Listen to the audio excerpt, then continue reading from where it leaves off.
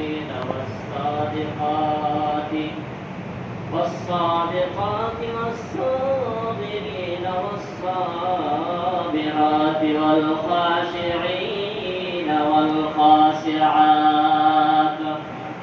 والخاشعات والمتصدقين والمتصدقات والصائمين والصائمات والحافظين والحافظات والذاكرين والذاكرات والذاكرات كثيرا أعد الله لهم مغفرة وأجرا عظيما.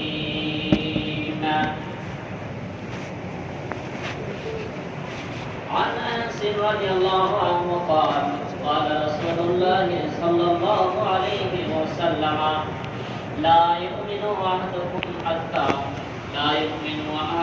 حتى أكون أحب إليه من والده وولده والناس أجمعين.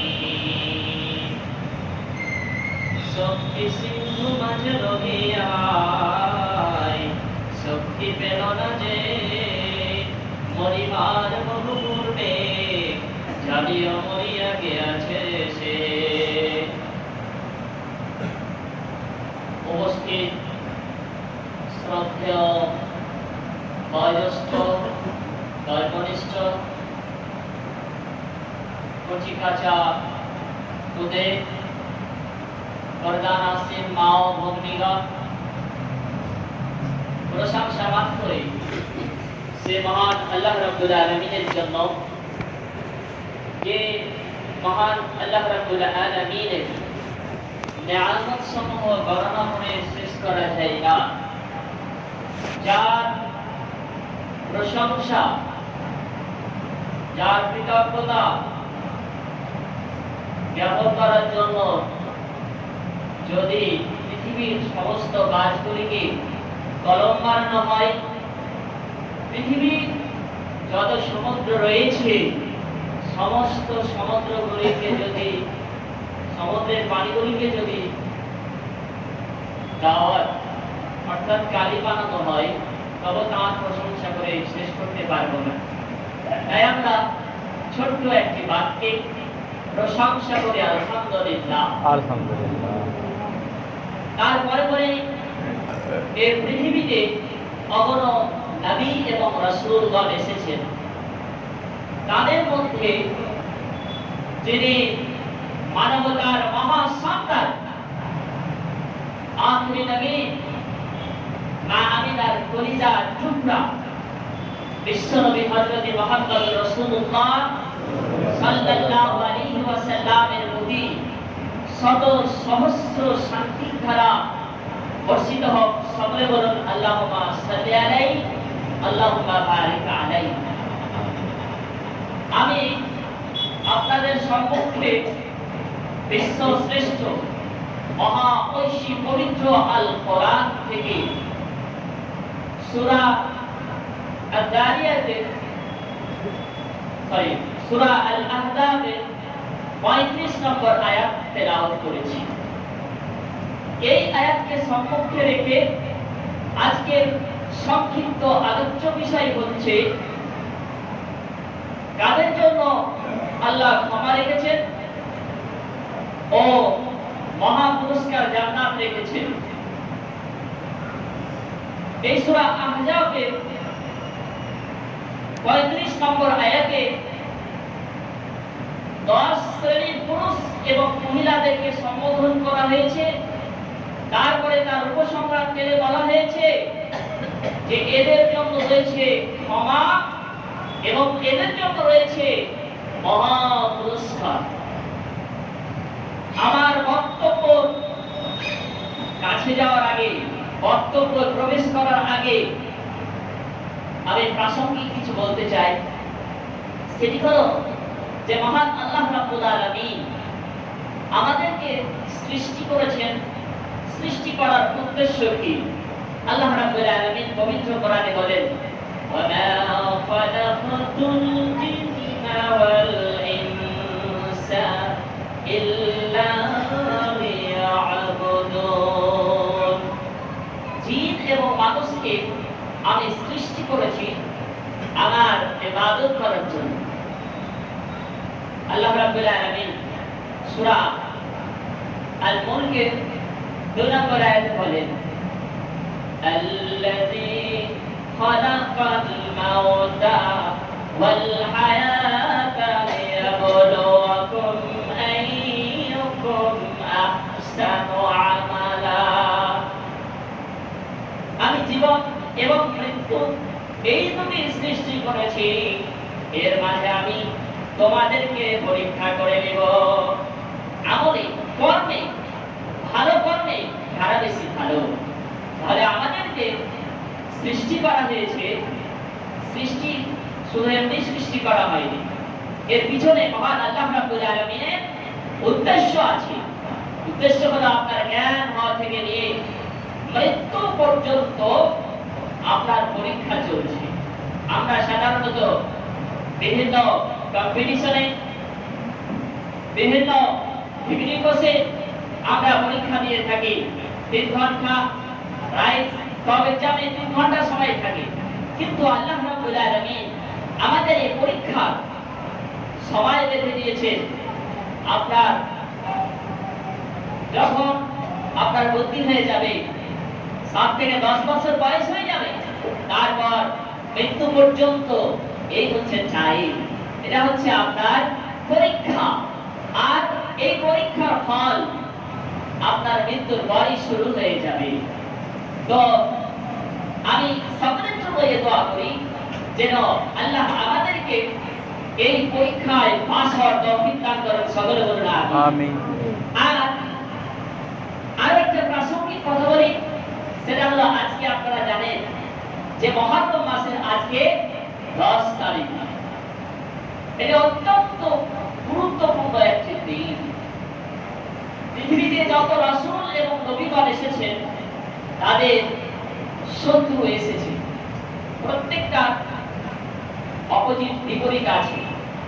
তো নবী এবং রাসূলের তাদেরও বিপরীতে তাদের শত্রু ছিল। যেমন পৃথিবীর মহা শ্রেষ্ঠ মানব বিশ্বনবী হযরতে মুহাম্মদ রাসূলুল্লাহ সাল্লাল্লাহু আলাইহি ওয়াসাল্লামের সবচেয়ে বড় শত্রু কে ছিল? আবু জাহেল। আবু জাহেল শত্রু ছিল। হযরতে মুসা আলাইহিস সালামকে আল্লাহ রাব্বুল আলামিন পৃথিবীতে মানুষের হিদায়াতের জন্য পাঠিয়েছিলেন। তিনি মানুষদেরকে এক আল্লাহ সত্যের কথা মানুষদেরকে যখন বলতে শুরু করলেন, সত্য কথা আপনি আজকেও বলতে যান, মানুষের শত্রু হবে, এটা স্বাভাবিক।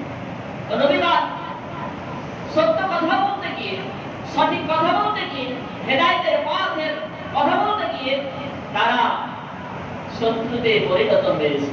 কিন্তু আল্লাহর যে নির্দেশ, সেই নির্দেশের প্রতি তারা অটল থেকেছিল। হযরত মুসা আলাইহিস সালামের শত্রু কে ছিল? ফেরাও। ঘটনা যদি বলি তাহলে বিষয় থেকে আমি বিচ্ছিন্ন হয়ে যাবে। শুধু আজকের দিনের জন্য এটাই বলতেছি যে শেষ মুহূর্তটা আপনারা জানেন যে শত্রুতা এতটাই বেড়েছিল যে মুসা আলাইহিস সালামকে তার স্থান থেকে, তার বসবাসের জায়গা থেকে প্রস্থান করতে হয়েছিল, সেখান থেকে চলে যেতে হয়েছিল। তো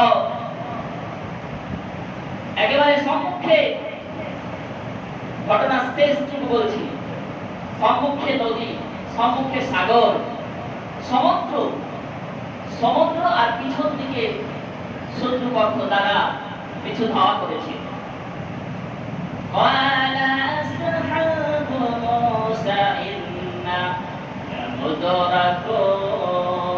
মুসা আলাইহিস সালামের সাথে যারা ছিল, মুসা আলাইহিস সালামকে বলছেন যে আমরা তো একটা ধরা খেয়ে যাবো, সম্মুখে সমুদ্র আর পিছন দিকে শত্রু। এবারে হযরত মুসা আলাইহিস সালাম তার সাথীদেরকে বললেন, মুসা কাল্লা ইন্না মা'a সায়াহদিন। মুসা আলাইহিস সালাম বললেন যে এটা কখনো হতে পারে না। আল্লাহ আমাদের সাথে আছে, তিনি আমাদেরকে হেদায়েত দিবেন, এর জন্য তিনি একটা পথ অবশ্যই করে দিবেন। আল্লাহ রাব্বুল আলামিন বলেন, فأوحينا إلى موسى أن اضرب بعصاك الحجر।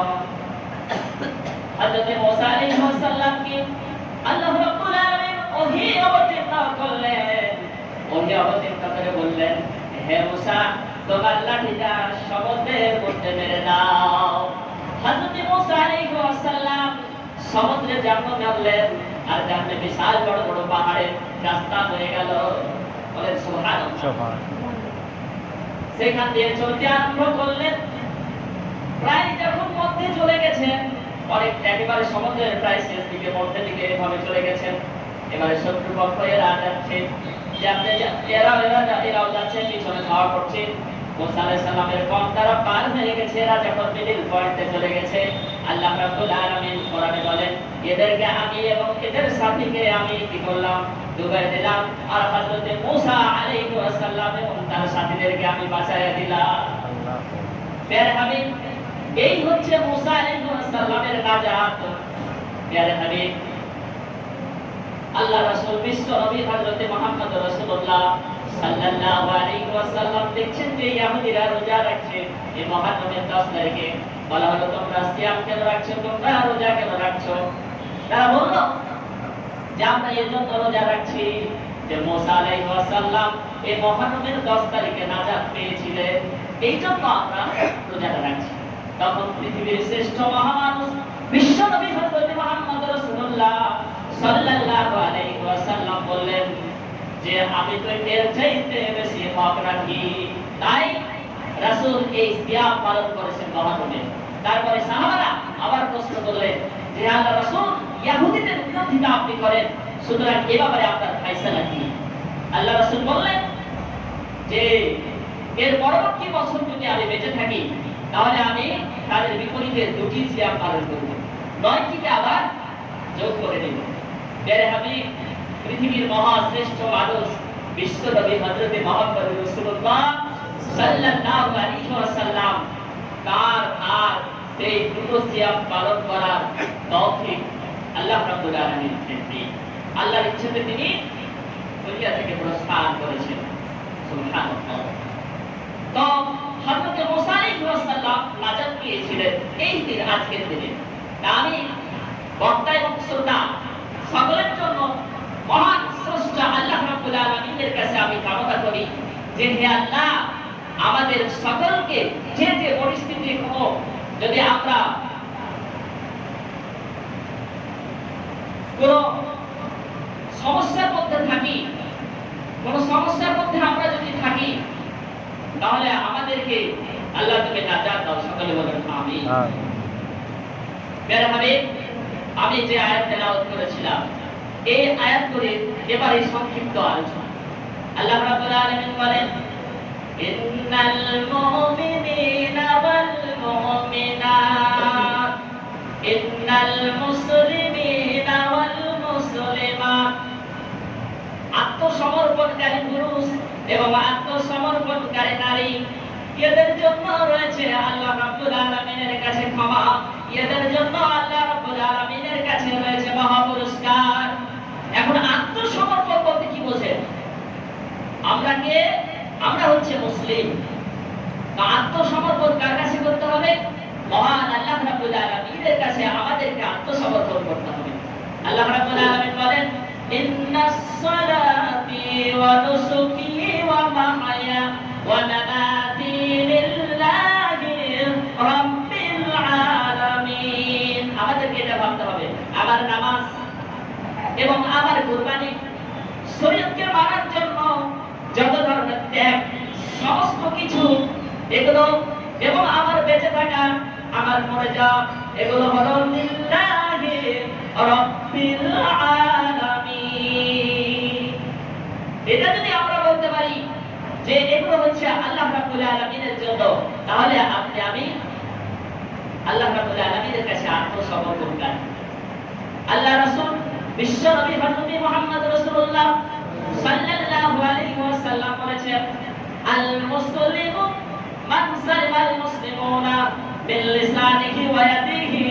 পৃথিবীর শ্রেষ্ঠ মানুষ বিশ্বনবী হযরত মুহাম্মদ রাসূলুল্লাহ সাল্লাল্লাহু আলাইহি ওয়াসাল্লাম বললেন যে মুসলিম হলো, আত্মসমর্পণকারী হলো সেই ব্যক্তি যার হাত এবং মুখ থেকে অন্য মানুষ নিরাপদ থাকে। প্যারে হাবিব, আমরা যদি রাত্রিবেলায় ঘুমানোর পূর্বে আত্মসমালোচনা করি তাহলে মনে হয় আমাদের প্রকৃত মুসলিম হওয়াটা অনেকটা সুবিধা হবে। যে মনে মনে চিন্তা করা, আত্মাকে জিজ্ঞাসা করা যে আজকে আমি সারাদিনের মধ্যে কতটুকু আল্লাহকে মেনেছি, রাসূলের বিধান কতটুকু মেনেছি, শরীয়তকে কতটুকু মেনেছি। তাই আসুন আমরা প্রকৃত মুসলিম হয়ে আল্লাহ এবং রাসূলের আনুগত্যশীল হয়ে তার কাছে আত্মসমর্পণ করে আমরা থাকতে পারি। তারপরে দ্বিতীয় গুণ বলা হচ্ছে ওয়াল মুমিনুনা ওয়াল মুমিনাত, সেই সকল পুরুষ যারা মুমিন পুরুষ এবং মুমিন নারী যারা ঈমান এনেছে, অন্তরে বিশ্বাস করেছে আর জিহ্বা দ্বারা সেটা প্রকাশ করেছে আর তার বাস্তবায়ন করেছে, আমল করেছে, এই সমস্ত পুরুষ এবং নারীদের জন্য আল্লাহ রাব্বুল আলামিন রেখেছেন কি? ক্ষমা এবং জান্নাত। যারা নিজের সন্তান, পিতামাতা, পৃথিবীর সমস্ত মানুষের চাইতে যারা আল্লাহ এবং রাসূলকে যারা ভালোবেসেছে, এরাই হলো প্রকৃত মুমিন। আপনি চিন্তা করুন তো, যদি সত্যিকারে আল্লাহ এবং রাসূলকে পৃথিবীর সব চাইতে বেশি ভালোবাসতে পারেন তাহলে আপনি হচ্ছেন প্রকৃত মুমিন। রাসূলের জন্য কোন মানুষের সাথে যদি ভালোবাসা আপনার হয় তাহলে আপনি মুমিন। রাসূলের জন্য যদি দুশমন হয় তাহলে আপনি প্রকৃত মুমিন। রাসূলের জন্য, শরীয়তের জন্য আপনি যদি দান করেন তাহলে আপনি প্রকৃত মুসলিম। আর শরীয়তের জন্য যদি সেখান থেকে দূরে থাকেন তাহলে আপনি প্রকৃত মুসলিম। আল্লাহ রাসূল বলেছেন, মান আহাব্বা লিল্লাহ ওয়া আবগাদা লিল্লাহ ওয়া আতা লিল্লাহ ওয়া মানআ লিল্লাহ ফাকাদ ইসতাকমালাল ঈমান। যারা কোন মানুষকে আল্লাহর জন্য ভালোবাসে, যারা কোন মানুষকে আল্লাহর জন্য তার শত্রুতা করে, কোন মানুষ আল্লাহর জন্য কোন মানুষকে দান করে, আল্লাহর জন্য, আল্লাহকে সন্তুষ্টি করার জন্য সে দান থেকে বিরত থাকে, তাহলে সে পরিপূর্ণ মুসলিম এবং সে হলো পরিপূর্ণ মুসলিমা। তারপরে বলা হচ্ছে ওয়াল কানিতিনা ওয়াল কানিতাত, আনুগত্যশীল পুরুষ এবং আনুগত্যশীল নারী, এদের জন্য রয়েছে ক্ষমা এবং এদের জন্য রয়েছে মহা পুরস্কার। প্যারে হাবিব, হযরত মারিয়াম আলাইহিস সালামকে মহান আল্লাহ রাব্বুল আলামিন নির্দেশ দিয়েছিলেন, হে মারিয়াম আলাইহিস সালাম, হে আপনি আল্লাহর আনুগত্যশীল হয়ে যান। কোরআনে বলা হয়েছে ওয়া আতিউল্লাহ ওয়া আতিউর রাসূল উলিল আমরি মিনকুম, তোমরা আল্লাহ, রাসূল এবং তোমার আমিরের আনুগত্য করো। আল্লাহ পবিত্র কোরআনে বলেছেন যে কুমু লিল্লাহি কানিতিন, তোমরা দাঁড়িয়ে যাও আল্লাহর কাছে একেবারে আনুগত্যশীল হয়ে। সবাই যেহেতু কম, ওই জন্য আমি বক্তব্যটাকে খুব দ্রুত বলছি, আপনারা দ্রুত শুনবেন। আল্লাহ রাব্বুল আলামিন তারপরে বলছেন ওয়াস-সাদিকিনা ওয়াস-সাদিকাত, সত্যবাদী পুরুষ এবং সত্যবাদী নারী, যারা সত্যবাদী পুরুষ এবং যারা সত্যবাদী নারী, এদের জন্য আল্লাহ রাব্বুল আলামিনের কাছে ক্ষমা রয়েছে, আল্লাহ রাব্বুল আলামিনের কাছে রয়েছে জান্নাত। এই সত্যবাদীতে এমন একটি জিনিস যার দ্বারা আল্লাহ রাব্বুল আলামিন তার জন্য জান্নাতে যাওয়ার পথকে আল্লাহ রাব্বুল আলামিন সহজ করে দেন। আর যে মিথ্যাবাদী হয় তার জন্য জাহান্নামে যাওয়ার পথটা সহজ হয়ে যায়। বেরহামিন সিদ্দিক কারবালি ছিল, হযরত আবু বকর সিদ্দিক রাদিয়াল্লাহু আনহু, আল্লাহ রাসূল মেরাজে গেছিলেন। সেই মেরাজের ঘটনা যখন সাহাবীদেরকে এসে বললেন তখন হযরত আবু বকর সিদ্দিক রাদিয়াল্লাহু আনহু সর্বপ্রথমে বিশ্বাস করে নিয়েছিলেন। এজন্য তার উপাধি কি ছিল? সত্যবাদী। বের হাবিব, সত্যর পথে যেমন থাকতে হবে, আপনাকে সত্য কথা বলতে হবে, তাহলে আপনার জন্য ক্ষমা রয়েছে, আপনার জন্য মহা পুরস্কার রয়েছে। আল্লাহ রাব্বুল আলামিন তারপরে বলেন যে ওয়াস-সাবিরিনা ওয়াস-সাবিরাত, যারা ধৈর্যশীল পুরুষ এবং ধৈর্যশীল নারী, এদের জন্য মহান আল্লাহ রাব্বুল আলামিনের কাছে রয়েছে ক্ষমা এবং মহা পুরস্কার। আল্লাহ রাব্বুল আলামিন পবিত্র কোরআনে বলেন ইন্নাল্লাহা মা'আস-সাবিরিন, যারা ধৈর্যশীল তাদের সাথে মহান আল্লাহ রাব্বুল আলামিন আছেন। তাদের সাথে? ধৈর্যশীলদের সাথে আছেন। হযরত আইয়ুব আলাইহিস সালামের ঘটনা আপনারা জানেন যে আইয়ুব আলাইহিস সালামের পুরো শরীরে কি হয়েছিল? ঘা হয়ে গেছিল, ক্ষতবিক্ষত ঘা হয়ে গেছিল। এবারে সেই পোকাগুলি যখন জিহ্বাকে স্পর্শ করতে যাচ্ছে, তখন আইয়ুব আলাইহিস সালাম বলছে আন্নি বাসতাদিয়াতুন ওয়া আনতা আরহামুর রাহিমিন, হে আল্লাহ, যে জিহ্বা দ্বারা আপনার জিকির হয় সেটাকে স্পর্শ করছে, সুতরাং আমার উপর কি করুন, আপনি রহম পরিশোধ করুন। তাই হাবিব, আল্লাহ রাব্বুল আলামিন হযরত আইয়ুব আলাইহিস সালামের ধৈর্যটাকে কি করে দিয়েছিলেন? কবুল করে দিয়েছিলেন। তাই আমাদের বিপদে হতে হবে ইন্না লিল্লাহি ওয়া ইন্না ইলাইহি রাজিউন, আমরা আল্লাহ রাব্বুল আলামিনের পথের দিকে ফিরে এলাম। প্রিয় হাবিব, তারপরে বলা হচ্ছে ওয়াল খাশিঈনা ওয়াল খাশিআত, যে সমস্ত পুরুষ, বিনীত পুরুষ এবং বিনীত নারী, এদের জন্য আল্লাহ রাব্বুল আলামিন রেখেছেন ক্ষমা এবং মহা পুরস্কার।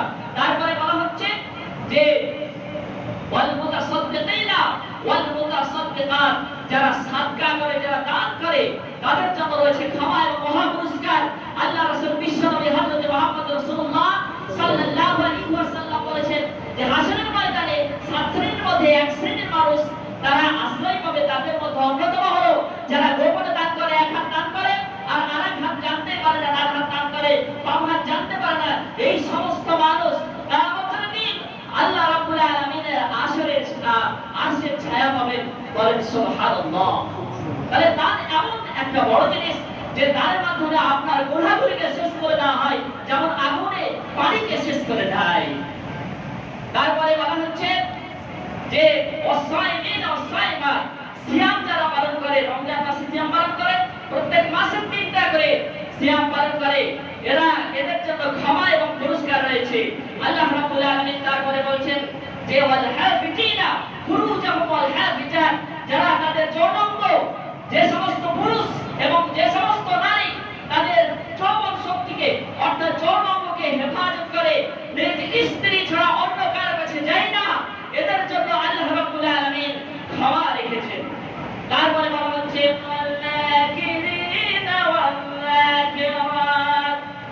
যে সমস্ত পুরুষ এবং নারী যারা আল্লাহকে বেশি বেশি স্মরণ করে, আল্লাহর বেশি বেশি জিকির করে, তাদের জন্য আল্লাহ রাব্বুল আলামিন রেখেছেন ক্ষমা এবং মহা পুরস্কার। সবাই যেহেতু একেবারে শেষ, তাহলে আমি আজকে আপনাদের সামনে 10টি পয়েন্ট আলোচনা করলাম। কোন পুরুষ এবং কোন মহিলার যদি এই গুণগুলো থাকে, তাহলে আল্লাহ রাব্বুল আলামিন আপনাকে ক্ষমা করবে ইনশাআল্লাহ। এটা কোরআনের ভাষা, এটা কোরআনের কথা। যালিকাল কিতাবু লা রাইবা, যার মধ্যে কোনো ধরনের ভুল এবং সংশয় নেই। তাহলে 1 নম্বর হলো মুমিন মুমিনা পুরুষ এবং মুসলিম মুসলিমা পুরুষ, আনুগত্যশীল নারী এবং সত্যবাদী পুরুষ, ধৈর্যশীল নারী এবং ধৈর্যশীলা নারী, আনুগত্যশীল বিনীত পুরুষ এবং বিনীত নারী, আর দানশীল পুরুষ এবং দানশীলা নারী, আর আল্লাহকে অধিক স্মরণকারী পুরুষ এবং নারী, যারা আল্লাহ রাব্বুল আলামিনকে সন্তুষ্ট করার জন্য তাদের যৌনাঙ্গকে হেফাজত করে, নির্দিষ্ট জায়গা ছাড়া অন্য জায়গায় যারা প্রয়োগ করে না, এদের জন্য আল্লাহ রাব্বুল আলামিন ক্ষমা রেখেছেন। আল্লাহ যেন আমাদের সকলকে এই গুণে গুণান্বিত হওয়ার তৌফিক দান করেন। সকলে বলুন আমিন। আল্লাহ যেন আমাদের থেকে মুসা আলাইহিস সালাম যেমন অব্যাহতি পেয়েছিলেন, আমরাও যেন বিভিন্ন ধরনের যে বিপদে আছি সেই সমস্ত বিপদ থেকে আমরা যেন অব্যাহত পাই। সকলে বলুন আমিন। আল্লাহ যেন আমাদেরকে ক্ষমা করে দেন, সকলে বলুন আমিন। আমাদেরকে আল্লাহ রাব্বুল আলামিন যেন হেদায়েত দান করেন, সকলে বলুন আমিন। আমাদের পরিবার পরিজন সকলকে যেন ক্ষমা করে দেয়, সকলে বলুন আমিন। রব্বানা তাকাব্বাল মিন্না ইন্নাকা আনতাস সামিউল আলিম ওয়া তুব আলাইনা ইন্নাকা আনতাত তাওয়াবুর রহিম ওয়া আখিরু আলহামদুলিল্লাহি রাব্বিল আলামিন। আসসালামু আলাইকুম ওয়া রাহমাতুল্লাহ।